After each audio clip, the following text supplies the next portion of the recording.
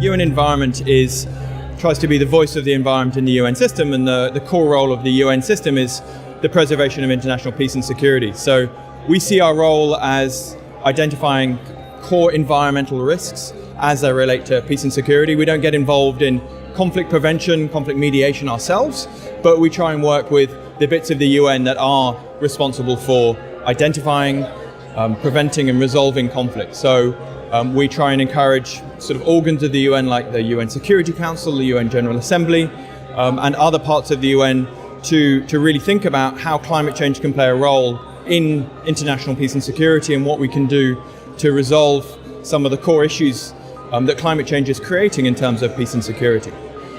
So that involves working with entities like the Peacebuilding Support Office, the Department for Peacekeeping Operations, to think about how they can integrate climate approaches more effectively into their work. There's a few different dimensions to how we're doing this.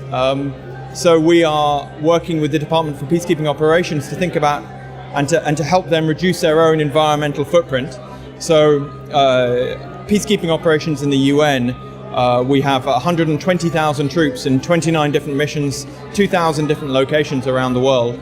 And so the UN is actually a major deployer of troops interceding in conflict, in fragile states, keeping kind of battling groups apart, keeping combatants apart, monitoring peace agreements. And so one of the things we do is trying to help them minimize their own environmental footprint so they're not actually making the situation worse.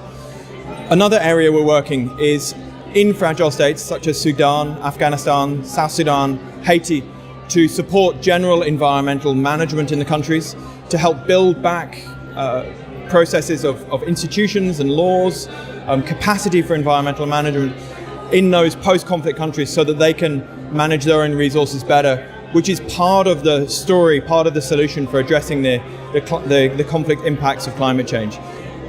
Climate change sort of plays out in many different ways around food security, around water, around land, and so on. Fundamentally, it's redrawing the map of our world, and that's very destabilizing. It potentially makes life a lot more difficult in different parts of the world through food security problems, through internal displacement, through problems with water, and so on. So the response has to be very holistic, has to be very broad.